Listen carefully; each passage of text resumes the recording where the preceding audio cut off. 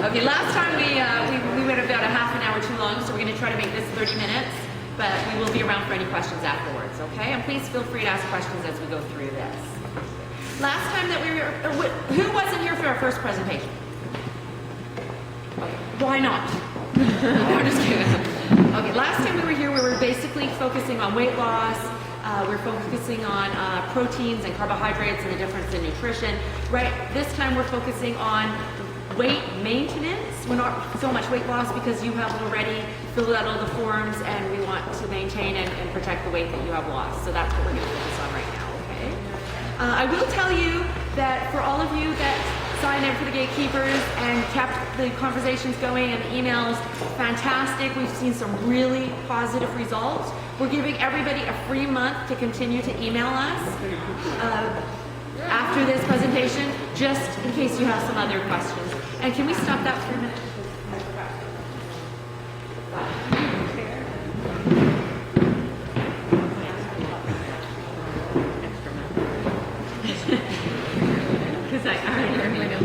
Maintenance and metabolism, we're just going to talk a little bit about how to protect the weight that you have lost, or we did have people on the maintenance program, how to maintain your weight. So the first thing is metabolism. What is metabolism? Metabolism is the rate at which the body burns calories. Your body needs a certain amount of calories to survive. We're going to get a little bit more into this in a different slide because it is really important to know your metabolic rate.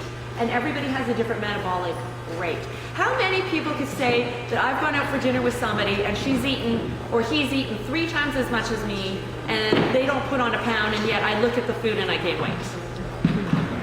Yeah, we don't like those people, right? All right. But anyway, so everybody has a different metabolic rate. How do you know what your metabolic rate is? I don't know. Yeah, good question. Okay.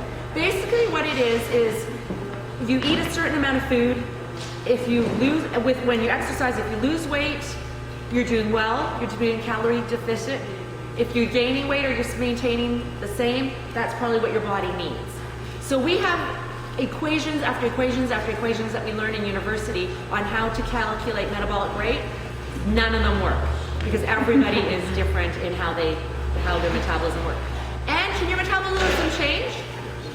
Yes, absolutely it can. So you've got to be aware of that too. I can't tell you how many people have, because we do a lot of individual consulting. Oh, in my 30s I could eat this. I go, well, you're not in your 30s anymore, so now it's, let's take a look at what you can do in your 40s. That's all right. Okay, so there's a lot of different factors that affect metabolism, and we're going to go through those. I actually didn't even include all of them. So first one is gender. So who do you think burns more, men or women? Yeah, so I heard you guys say it over here. So men tend to burn a lot more calories than women. And why do you guys think that is? Yeah, why? We're better. Well, that's question. Say that in the camera. If we see glasses thrown around here, we can just, Steve, you shouldn't say that stuff. So I heard someone over here again. So men burn more calories because, in general, men have more muscle mass. So we know that muscle is an active tissue in the body, meaning it actually burns calories. The more you have, the more calories you burn. Okay, so genetics, of course, genetics, this is only part of it. It's not just, my family's overweight, so that means I'm going to be overweight. This is only one part of what affects your metabolism.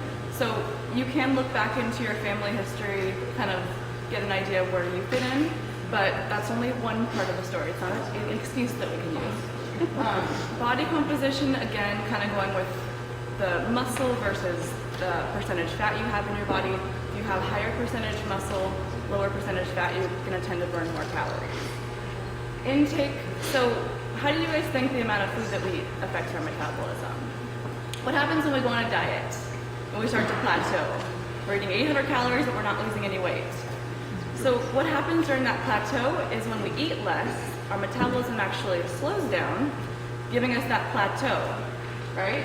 Versus if we actually increase our calories, our metabolism increases a little bit. So based on the amount of food that we're eating, our metabolism is also going to change accordingly. Another one, hormones. So this is especially for women. We know that when our estrogen levels are higher during that time of month, we do tend to hold on to more weight. And then I didn't put on here is age, like Michelle was saying. So of course, when we get older, we're going to burn less calories.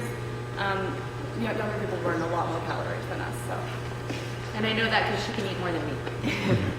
Okay, the last one is exercise. So, this is probably pretty obvious to most people. When we exercise, we're going to burn more calories, right? We're increasing our heart rate, using more energy. So, of course, exercise is key. Okay, blood sugar levels, keeping blood sugar levels stable. What does that mean?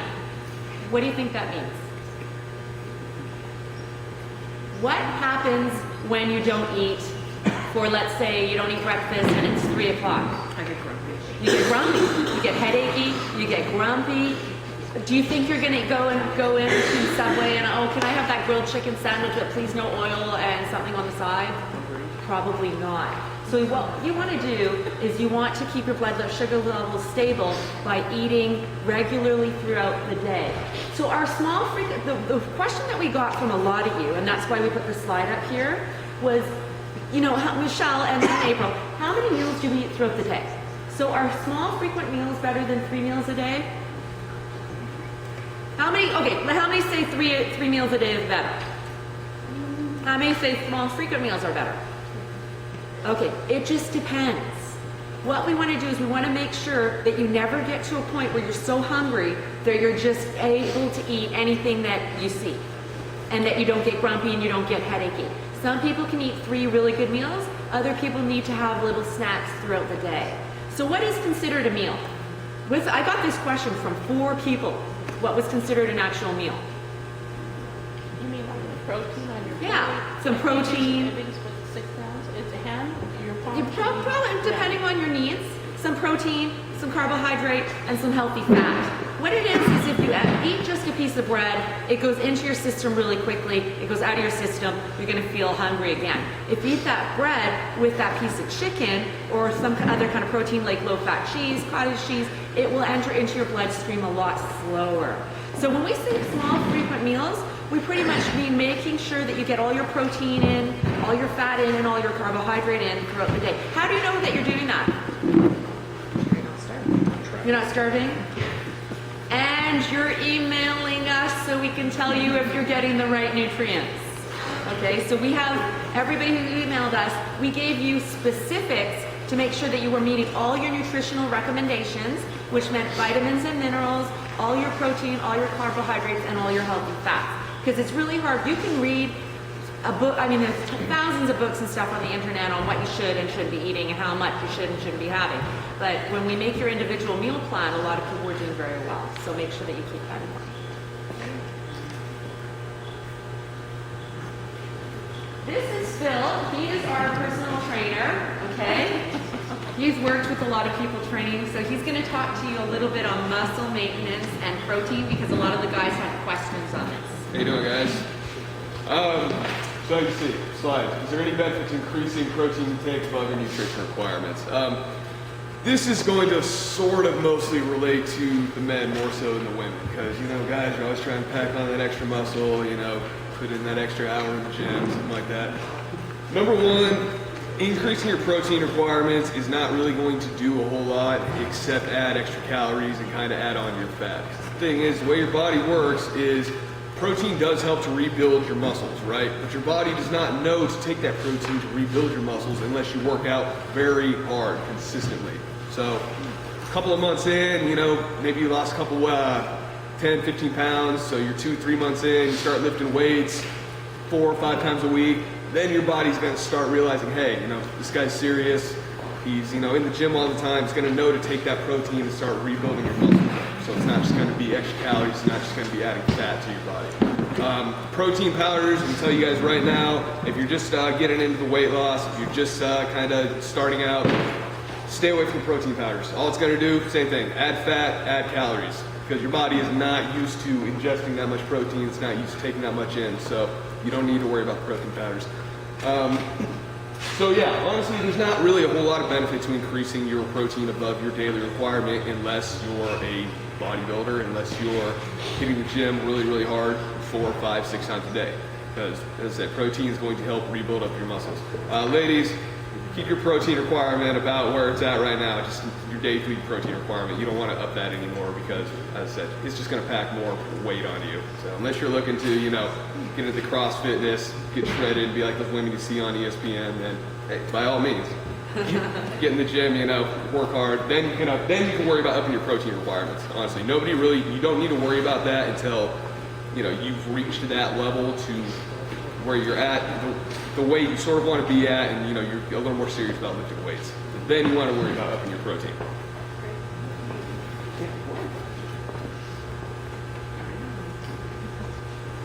Okay, another question I got. What we try to do with this presentation is to just answer a lot of the common frequently asked questions that we got through you. Are some oils healthier than others? Yes. Yes. Which one is the healthiest oil? Not olive oil. Olive oil, canola oil, fish oils. Okay, you know how we answer that question? Oils, some are healthier, but they're still fats. And a lot of people were saying, well, I can't lose weight and I'm eating healthy and I'm just putting, I'm just using olive oil on my salad, and I'll, write back, well, how much are you using? And they'll measure it out and it'll be like, 4 tablespoons, but it's olive oil.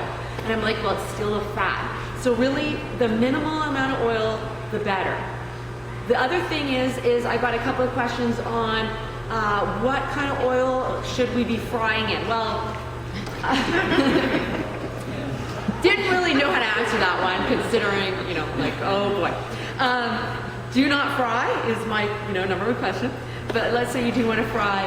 At a certain rate and temperature, any oil will transition to something different.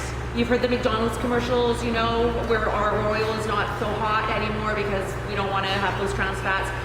I'm just going to say if minimal oil as possible. If you are wanting to have some healthy fats, yes, canola, olive oil, fish oils are great. But other than that, as minimal as possible. We'd rather see you get your fats from healthy things like avocados, walnuts, fish, like fatty fishes like salmon, things like that. Yeah, and we've seen that just by lowering your fat intake by measuring out your oils before you just pour it into the pan, people tend to lose a lot of weight just because 1 tablespoon of oil has 100 calories. So you cut back a couple of tablespoons a day, you're going to be losing a lot of pounds. Everyone, did you have a question? What is your view on coconut oil? Same thing. Is it considered a healthy oil though? It is a healthier oil, absolutely. Okay. Yes, but the same thing. It is, it's calories. And just to put in another thing, the same thing goes with mayonnaise, salad dressings. You cut the greasy foods, anything. My kids are always so cute when we go out to dinner. They look, oh, Mommy, my food is shiny. They've been taught not to have shiny food. For butter, for asparagus. There's no reason to have butter on your vegetables. You're not right. Not after today. If your weight is at a maintained level and that's what you like to do, that's fine. If you're trying to lose weight, then that's something you want to cut out. Okay? Yeah, go ahead. On oils, I've been making popcorn at home just Yes. with oil on the stove. How Okay. much, if you put 2 tablespoons of oil in there, how much of that burns off, or are you actually consuming all 2 tablespoons of that? No, that's a good question. Probably about half. Half of it? Probably about But half. some of it stays in the pan, you wash it and Yeah, some of it it's a stays in little there. nasty. Sure. But that is a good way for popcorn, especially if you're making it. I mean, you're at the we can tell you're at the maintenance level, or if you have kids, it's a good way a really nice way of popping popcorn. Versus air popcorn? It just depends. Yeah, exactly. Yeah. It is kind of nice to get some flavors. A lot of people will put some oil into the pan, put a little bit of different kind of flavoring seasonings, and then pop their popcorn. So cinnamon and brown sugar is good, but you didn't hear that. Okay. Hydration status. What does hydration mean? We got a lot of questions on this too. What does hydration mean? Who hasn't answered yet? You back there in the white shirt. What does hydration mean to you? Chris? We need name tags. Okay, I'll answer for you. Hydration just means that your body has enough fluid to work with. You need it daily just for your bodily needs, your lungs, everything that works needs fluid. Things start to break down when you see people who are dehydrated. How do you know that you're hydrated? answer, and this is the only way, because a lot of times when I started as a dietitian, which I won't tell you when that was, it was 8 cups of water a day. If you drank a cup of coffee, it didn't count as fluid. If you drank a cup of alcohol, it didn't count as fluid. Basically, if your urine is clear, you're hydrated. If your urine is a dark or a medium yellow, you are dehydrated. That's the only way to know how hydrated you are. And why is it, how many cups of fluid you should have a day? The basic recommendation is 8 cups of fluid. Don't drink your calories if you're trying to maintain or lose weight. Juice has a lot of calories. We see a lot of people going for those smoothies that are 700 calories for one.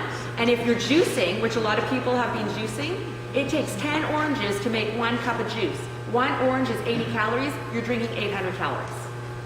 So that's why we saw a lot of people like stop the juicing, and I don't believe in doing any juicing to lose weight. Your body really doesn't need it. Okay, if you want to try it, fine. Don't do it for more than 3 days because you're going to run into some vitamin mineral problems. But other than that, and keep hydrated, because when you are dehydrated, number one, people tend to get headachy. Okay, not that we are women, we never get a little emotional, but it could happen. And the other thing is dehydration can mask. You can eat more and you can be hungrier if you're dehydrated. So you want to keep yourself hydrated.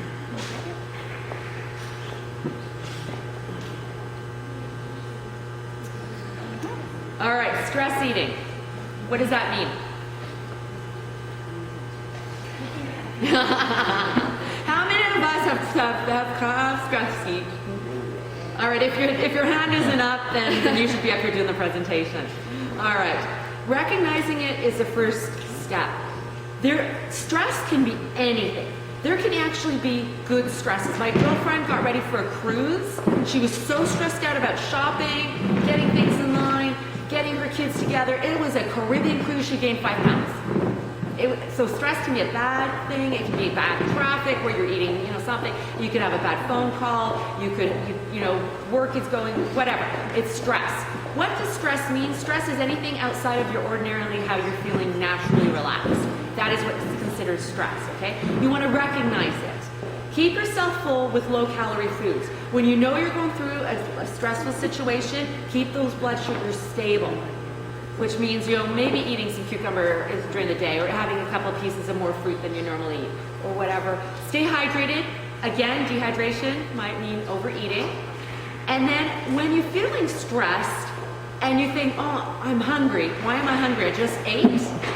A lot of times what we work with, our individual consulting firm, when we work with people, it's because they're stressed. We work with a lot of high-end executives and they gain weight from stress. It's not just sitting at a desk. It's not that they can't exercise. It's they're choosing the wrong foods because they're stress eating. So give yourself 20 minutes before you actually eat something to know if you're actually hungry or if you're actually just stressed. And this is where we're going to bring Phil in, because he does a lot of personal training. So he works with people who do a lot of stress eating after he works out with them a couple of hours a day. So. All right, I'm sure some of you guys like In-N-Out, right? Mm-hmm. Of course, In-N-Out's awesome. So if you put in 2 hours at the gym today, you ate healthy all day, you had breakfast, you had this great salad for, lunch, say you put in 2 hours at the gym today, do you think it's all right to go to In-N-Out, an hour after the gym and, throw down a 3x3 and some animal-style fries? That is absolutely not okay. All right. You can spend 2, 3, 4, 5 hours in the gym, each day, but if you're eating garbage after you get out of the gym, it's just counterproductive. That's all it is. Because, I work with a lot of people, I talk to a lot of people who they'll say, hey, I'm spending 5 days a week in the gym, I'm doing an hour of cardio and an hour of lifting, and I'm not losing any weight, or I'm not gaining any muscle definition, or I'm not gaining any muscle mass. It's like, well, what's your diet look like? Well, I finish at the gym, and then I go to In-N-Out, and then, I run later, and then I go to Carl's Jr. It's like, no, you absolutely cannot do that. That food is terrible. Number one, everybody knows that food is pretty much, generally bad for you. I'm just kind of throwing out generalities here, but this kind of goes with any kind of bad food. You know what I mean? Stuff that these two lovely ladies say you should not be eating. That's stuff you can't be eating that just because you're putting in time at the gym. If you're burning 500 calories at the gym and then you go and eat something that's 1,000 calories, there you go. You just added 500 calories to your diet. Yes, sir. What about mountain climbing? Mountain climbing? Yeah. Are you able to eat that stuff after you go mountain climbing or while you're mountain climbing? Like if you go mountain climbing for for your meal. So you know what? Actually, I'll give you this. If you're going to spend 5 or 6 hours mountain climbing, you're probably all right to bring a double with you because you're going to be burning through a lot of calories anyway. So, but generally, I mean, this is the big problem people face: is people don't understand why they're not losing weight or gaining muscle mass or definition because your diet is equally as important to lifting and working out. So yeah, you absolutely cannot eat any garbage after you're working out. It's no such thing as, hey, I worked off 1,000 calories, so now I'm able to go eat this. You can justify it to yourself however you want, but the fact is, if you're going to eat that kind of food after you're done working out, you're not helping yourself at all. All you're doing is actually harming yourself. Are you saying that because of the calorie equation or because the nature of the food is Well, it's kind of both. Because I mean, like I said, if you work off 600 calories in the gym and then you go and eat something that's 1,000 calories, Right. I mean, you've only worked off 600 calories. You just added 400 calories. But on top of that, if you're eating something that's high in fat or high in oil or something like that, that's also nature of the food, as you said. So you want to stick to the type of diet plan that they're going to put you on.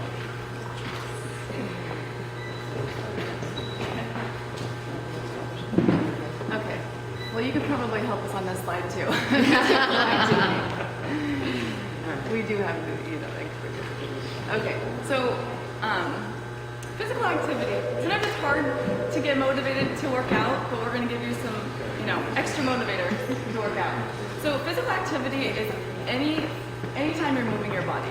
So, if you're going to go walking, jogging, mountain climbing, even if you're vacuuming, scrubbing, cleaning the floor, cleaning the house even is burning calories, and it's a form of movement, a form of physical activity. Okay, you guys have probably seen those charts where it says, this is how many calories you burn if you garden, this is how many calories you burn. So everything other than sitting down is going to be physical activity. So we recommend striving for at least 30 minutes 4 times a week. And again, like we said, anytime you work out, your metabolism is going to be elevated for at least an hour after you work out. So that's why it's always really important to include this in your weight loss as well as your weight maintenance plan to keep that weight off. In the United States, we have such a big problem of people not exercising because everything is about convenience, riding your bike, sitting at your desk, driving your car. So if you think about it, we're sitting all day at our desk. Sometimes we get tired, we go home, we watch TV. We're sitting again when we get home at night. So we're not burning a whole lot of calories. So even if you can just make it a point, instead of watching TV while you're sitting down, clean the house or organize this, you're going to do a lot more for yourself, and you're going to be able to keep those pounds off that you worked so hard to lose. So anything else you want to add on the physical activity? Yeah, Phil's going to give you some suggestions because not everybody joins a gym. That's true. You actually And does some training. You don't have to join a gym, to do any type of physical activity. What I will tell you right now, the best thing you can possibly do for yourself, when in regards to losing weight, even just toning yourself up. I mean, if you ever want to tone your stomach up, like that, cardio, jogging, running, that is the #1 best thing you can do for yourself. I mean, I had a guy tell me one time, been doing personal training a really long time, he said, running fixes everything.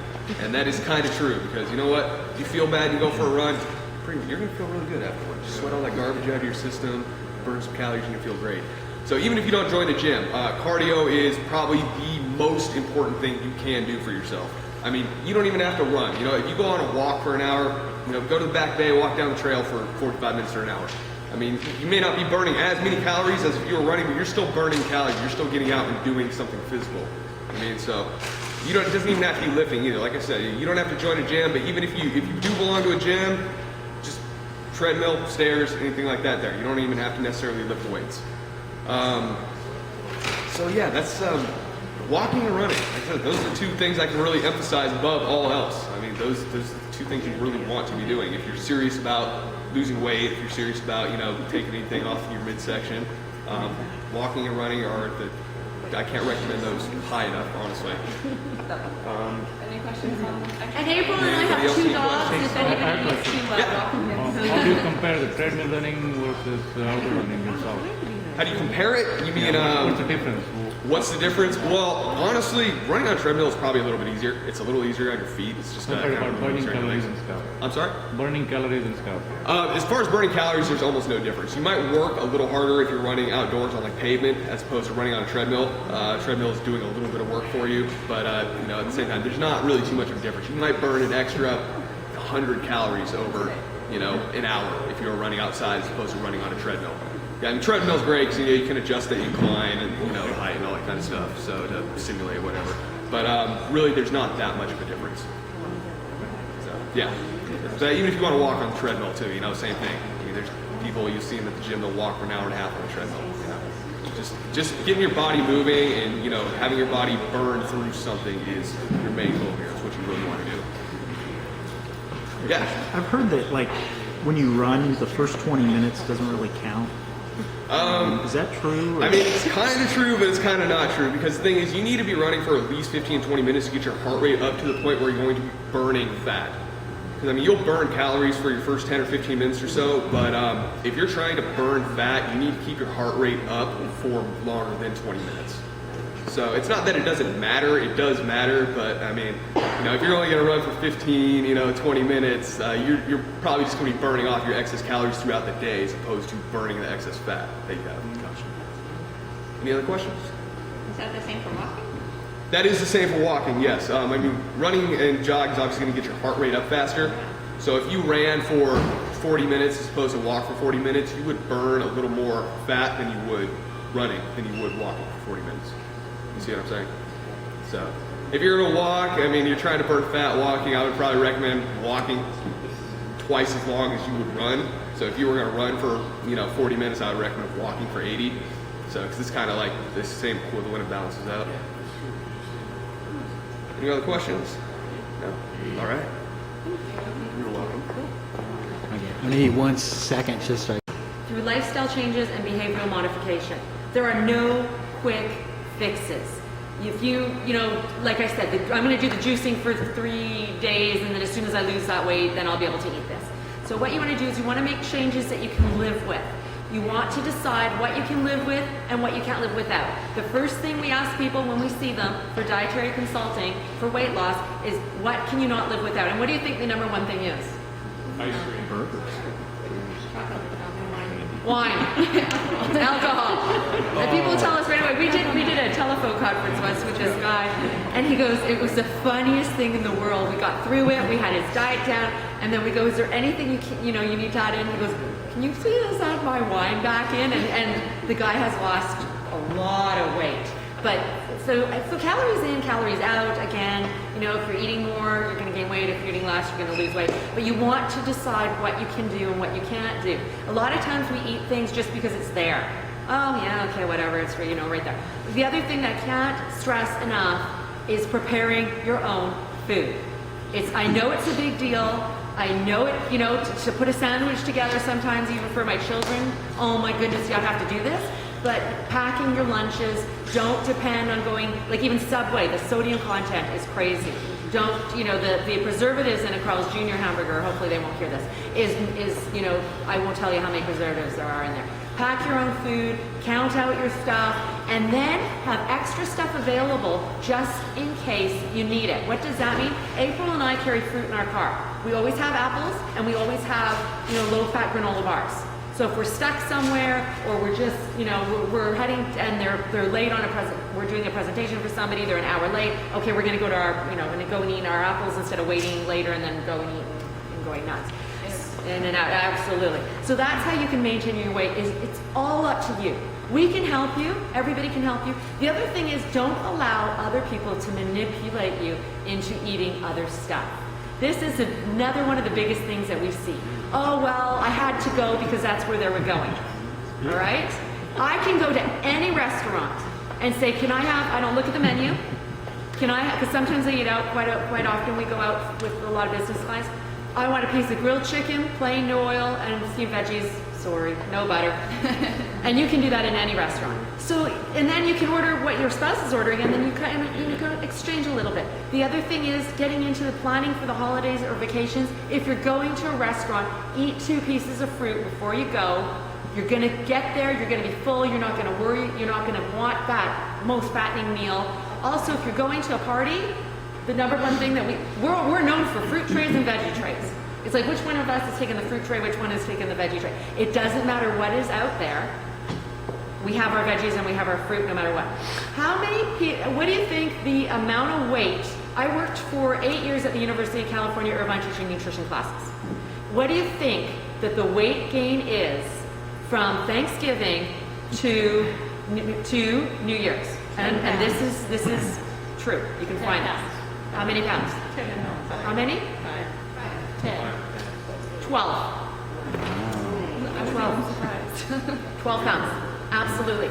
Your Thanksgiving dinner, and we used to do we used to show like, you know, everything in one area, and then another, like, you know, white chicken meat versus, you know, this, and 2 tablespoons of stuffing versus, you know, a cup.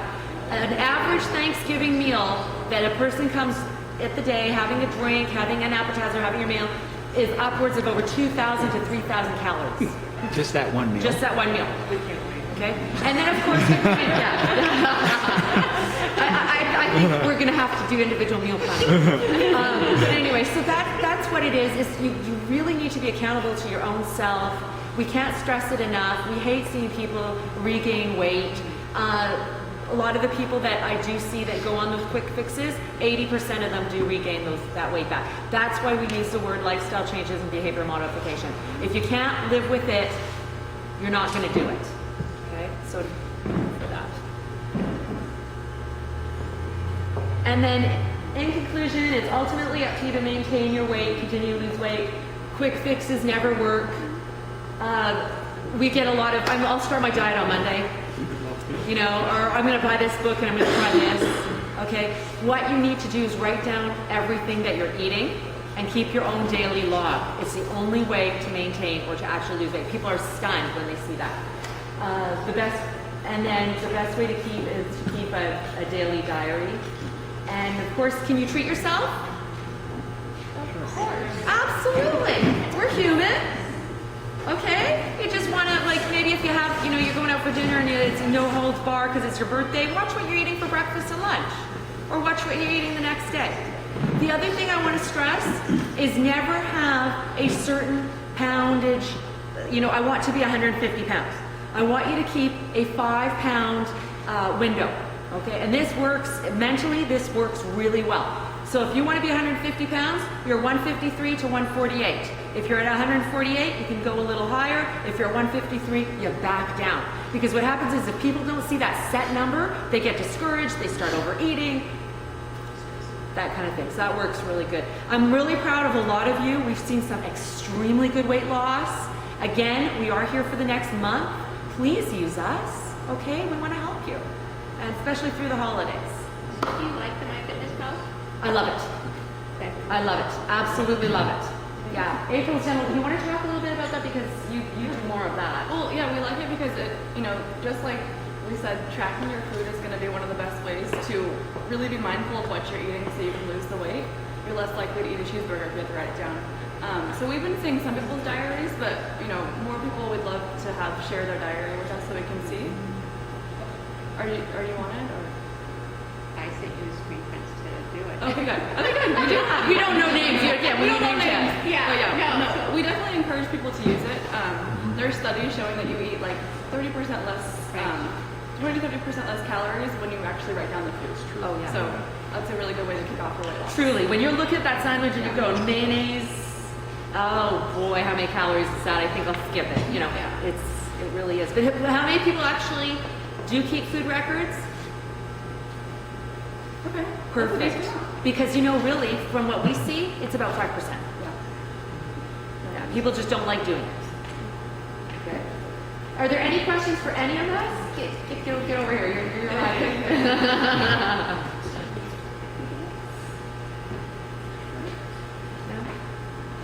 Okay, well, thank you for sitting through our other presentation. It was a pleasure having you guys here. And thank you for all the great talk.